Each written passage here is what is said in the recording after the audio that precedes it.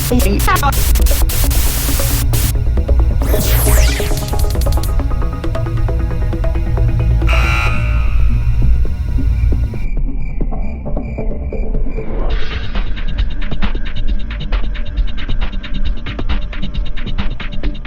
Tacoma Comics here. Welcome back to episode 2 of Full Run Friday. For those of you who got it going up here, you'll realize it's Sunday. What am I going to do? I tried doing this Friday, didn't work out, and then I got busy. Been a busy summer, been a good summer. If you're not familiar with Full Run Friday, go check out episode 1. It's in the same playlist on my YouTube channel as this one is. The idea is to highlight the fact that I am a run collector. For those of you not familiar with comics, what that means is I like to start with issue 1 and go to the last issue, get them all in between. And this doesn't just include like, hey, I'm going to start getting the new Captain Marvel and start reading that run, and oh, it's really good. I like Kelly Thompson's writing, so I'm going to keep ordering it.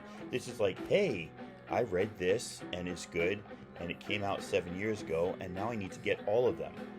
You're going to read all of them? No.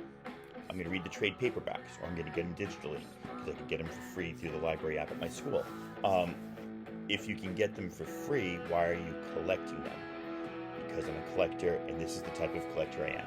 Not the only exclusive way I collect, but this is one thing I do, is I enjoy digging through back issue bins and finding the comics that complete a run. So, today's episode is 100 Bullets by Brian Azarello and Eduardo Risso. The artwork on these is, the cover is Dave Johnson, Eduardo Risso is the artist on all the interiors, and let's just give everybody their due.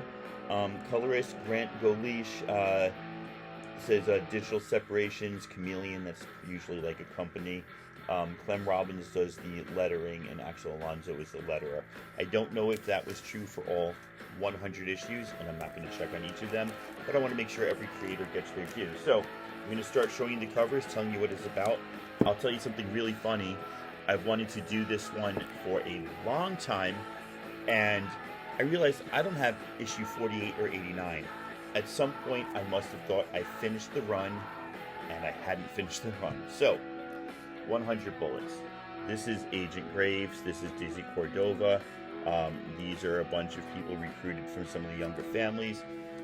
This is a very complex comic. What it starts off with is a very simple, by the way. Is there a more 90s cover than this? Right, check out the thong and the wide pants and the sneakers. Love it. Halter top. Very 90s. This issue 2. So, Agent Graves works for a group called the Minutemen. But we don't really know about any of that through the whole first arc. He just brings these suitcases with 100 untraceable bullets, and he presents them to different people, and he's like, hey, this guy, here's some information on this guy, did you wrong. They're the ones that are responsible for whatever bad thing happens to you. And all you need to do is kill them with these untraceable bullets, and you're free to get away with it. Nobody can trace it back to you. The person who made your life a miserable hell, who stole your money or stole your wife or killed your kid or whatever, will get justice. So the idea is that you are, by the way, I will stop to point out when there are really awesome covers here. You'll see echoes of Steranko there. The idea being that you're just going to have to deal with your own morality, your own sense of morality. And there's another great Dizzy Cordova cover. Notice the hand has 13 on here. That becomes really important. So it turns out that he's not actually just going to random people. Some of the people he's going to are members of the Minutemen who've had their brains washed or the memories erased. And the Minutemen are a group of people who are supposed to be guarding, or who were designed to guard the 13 ruling families of the old Europe. I know, it sounds kind of silly, but it's actually really cool and really done well. And what the Minutemen do is they, in exchange for money and privilege, they guard these families and stuff. And then when the families went to the New World, they settled in a colony known as Roanoke. You might be familiar with the history of Roanoke. And they were mysteriously wiped out. And apparently they are wiped out because they were told not to go, and they were betrayed, and there was killing, and there was a very cryptic word left, Croatoa. You might remember that from like elementary school social studies. Croatoa was the only thing written, and that becomes part of the legend of the Minutemen, who were disbanded after they were wiped out, or after the families were wiped out when they moved to the New World. So Agent Graves is now getting the Minutemen together, and he's getting the younger sons and daughters in all the families to try to kind of form a revolution and get back at the families. And I think I murdered the actual plot there, but it's something like that. It's 100 issues.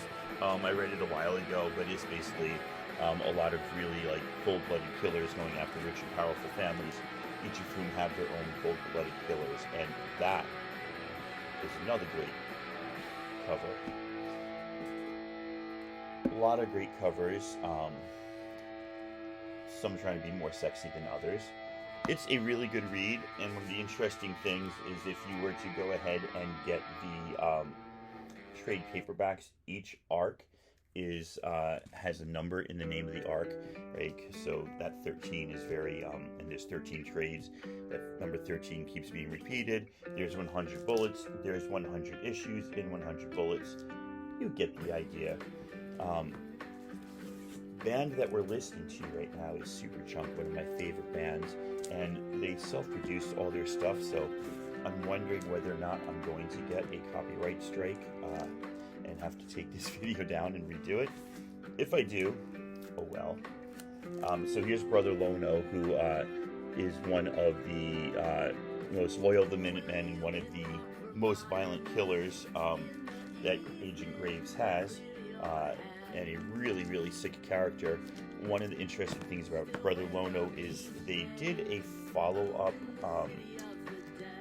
series, an 8-issue series, where he's hiding out in Mexico, working as a day laborer at, I think, like a convent for nuns, and trying to redeem himself, I guess. It doesn't turn out too well. Alright, so there's 47. That's where 48 would be.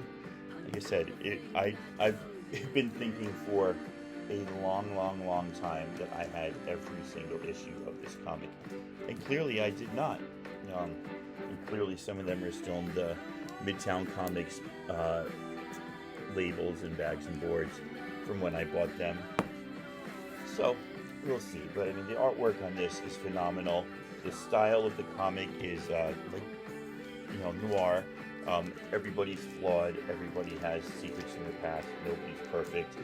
They're all just trying to get by in a crazy world that they didn't make. That sort of thing. It's another one of my favorite covers. The guns to their heads. Gritty pulp, noir sorts of stuff. Very, very cool stuff.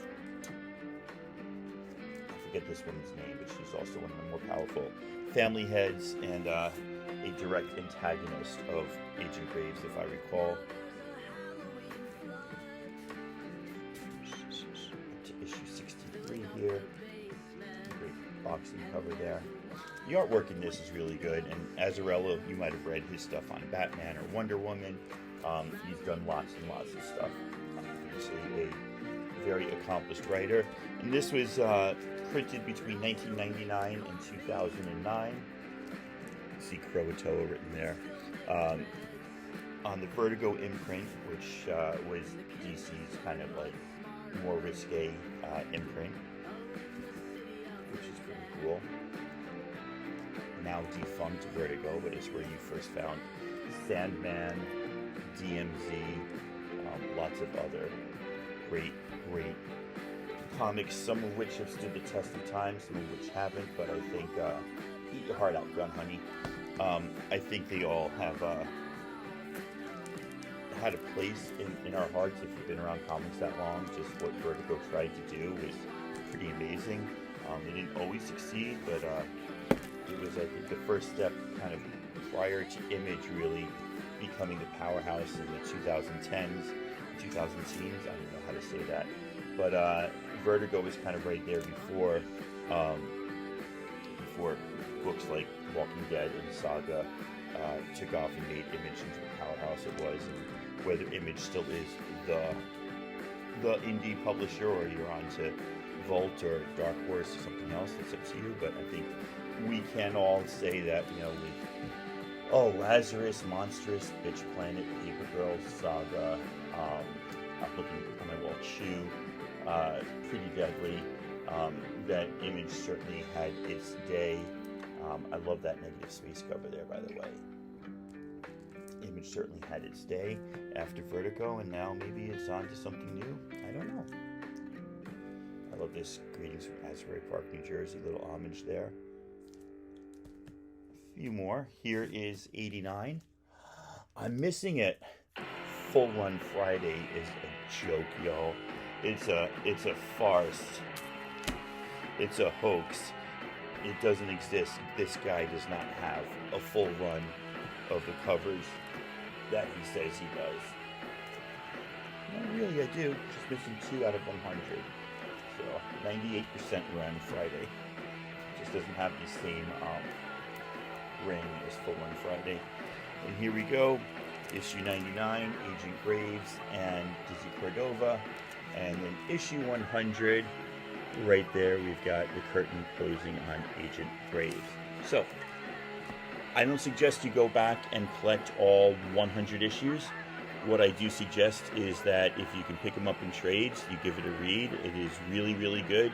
As far as I know, there's been no talk about anything else happening with this property, but I think it's well worth it. So, thanks for watching. Leave a comment, and I'll talk to you next Friday.